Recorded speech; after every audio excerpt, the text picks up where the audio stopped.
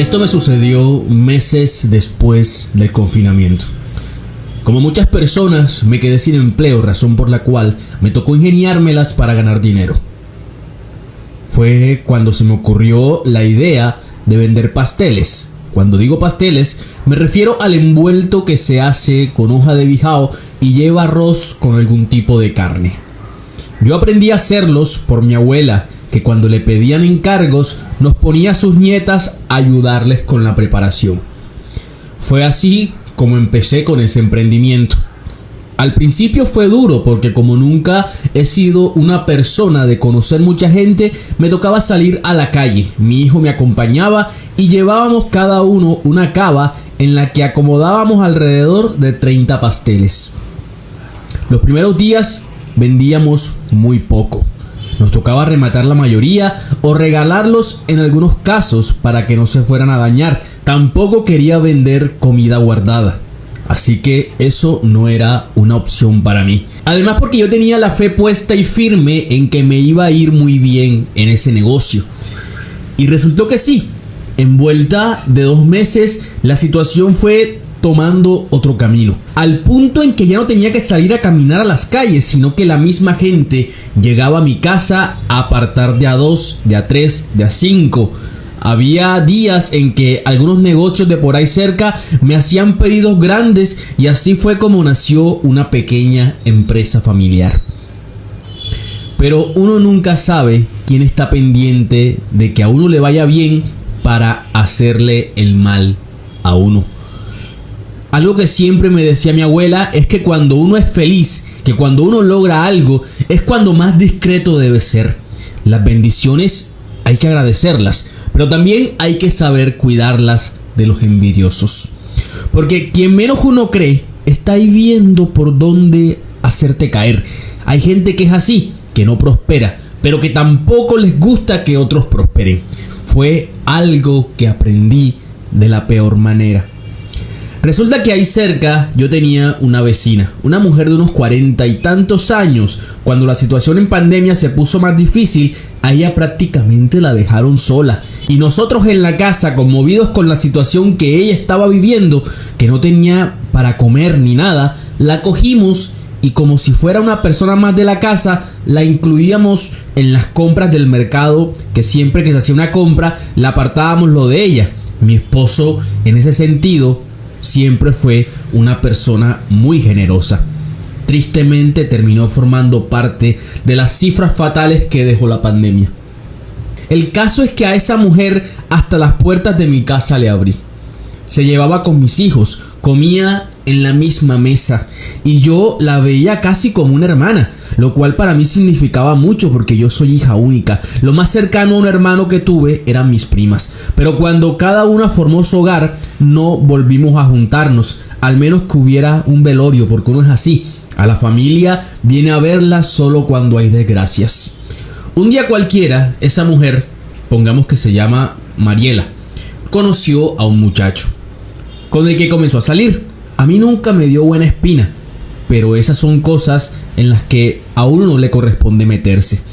Pero resulta que estando en esa relación, ella cambió mucho con nosotros. Dejó de frecuentar la casa, no volvió a dirigirme la palabra y yo la saludaba a veces cuando la veía en la cuadra y hacía como si nunca me hubiese visto. La verdad es que nunca supe qué pasó, solo que ella un día decidió negarme hasta el saludo. Sabrá Dios qué hay en el corazón de cada quien, decía mi abuela.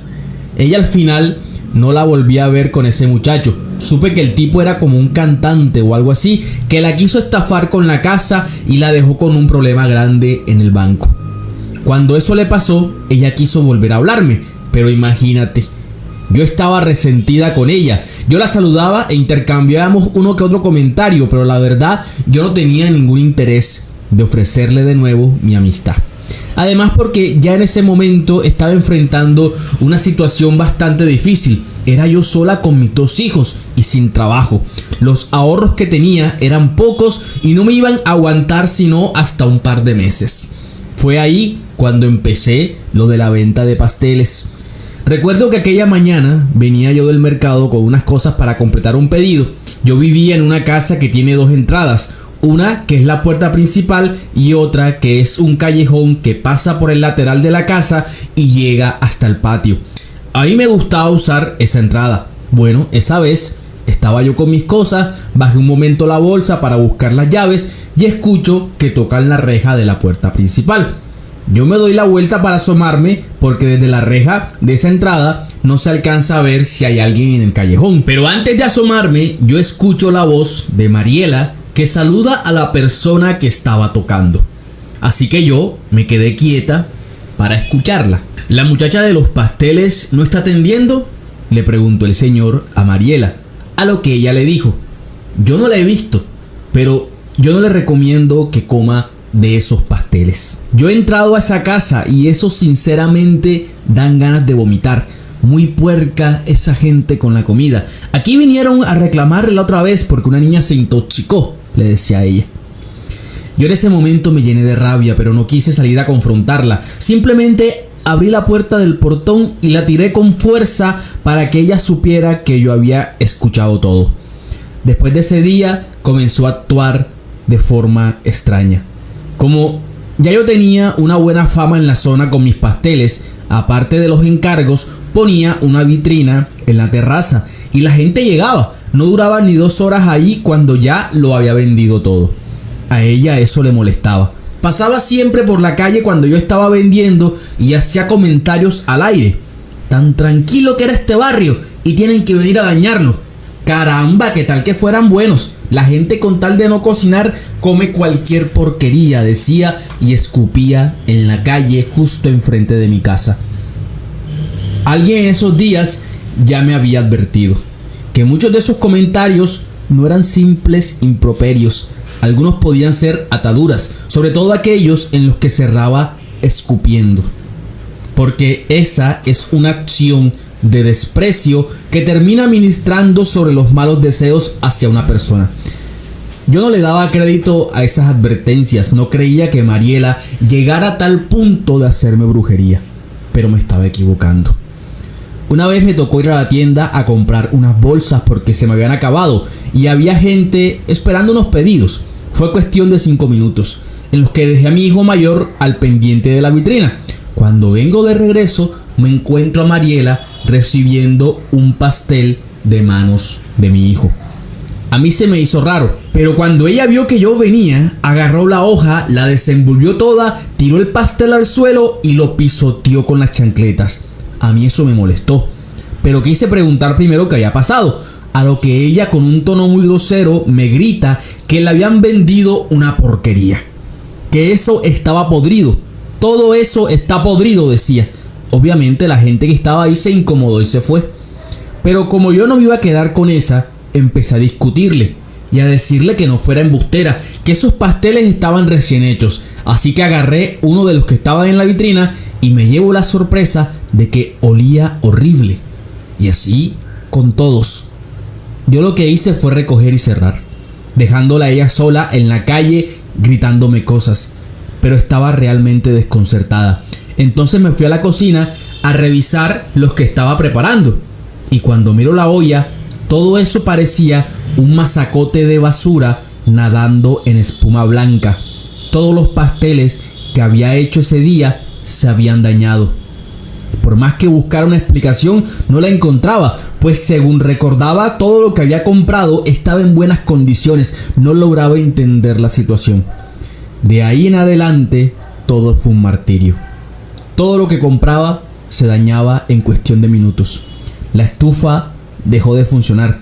La cocina se me llenó de cucarachas. En todas partes encontraba gusanos.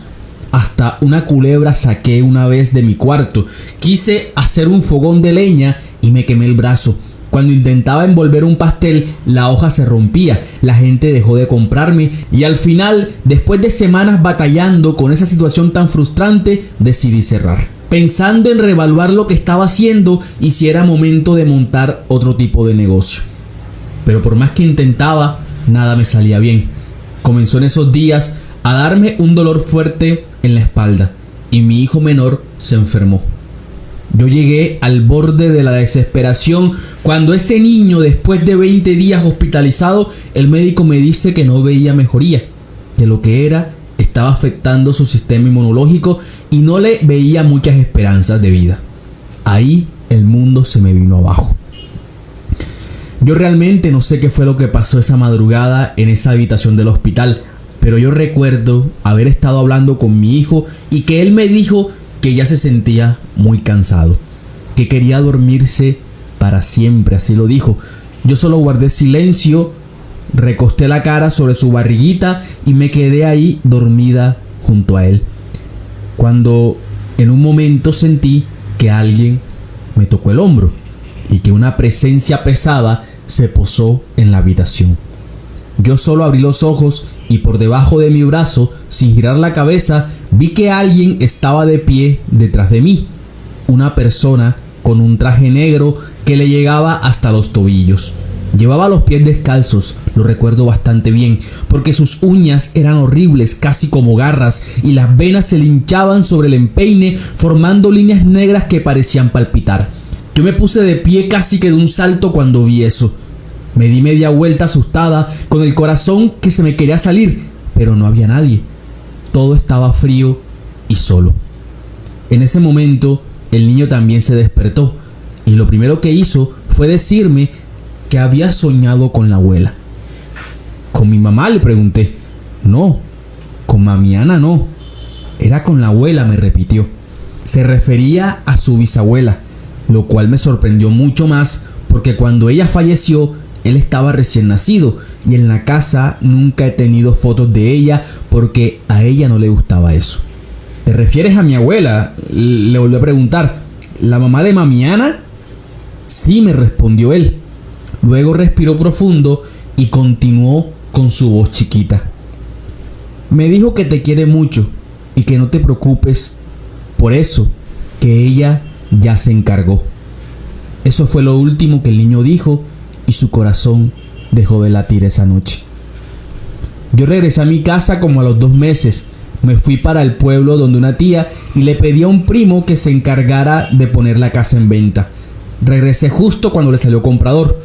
Quería de algún modo despedirme de ese lugar que fue tan importante para mí, pero mira tú cómo son las cosas del destino. Que ese día preciso había un alboroto en la cuadra, porque unos paramédicos trataban de inmovilizar a una señora, pero no podían. La mujer era Mariela, quien se revolcaba en el piso, incapaz de articular media palabra. Se veía totalmente fuera de sí. Había perdido completamente la cordura. Sus 2 piernas las tenía en extremo delgadas e inservibles, por lo que se arrastraba con los brazos tratando de escapar de los 2 hombres que querían amordazarla para que no los mordiera. Cuando pudieron amarrarla con la camisa esa que ellos usan, yo simplemente me quedé de pie viendo con horror la escena. La levantaron y estando frente a mí fue como si por un segundo su semblante cambiara, como si hubiese recuperado por un instante fugaz la lucidez, porque sus ojos se abrieron enormes y su expresión de asombro me recorrió de arriba abajo. Pero casi que de inmediato aquel velo de locura volvió sobre sí y se siguió sacudiendo con violencia hasta que pudieron asegurarla en ambulancia. Un familiar de ella estaba ahí haciendo el trámite. Un hombre que al verme puso cara de espanto. Usted está en una foto en el cuarto de Mariela, me dijo. No me bastaron más detalles para entender la razón por la cual esa mujer tenía una foto mía. Me haría un gran favor si la quemara, fue lo que le respondí. Fue la última vez que supe de esa mujer.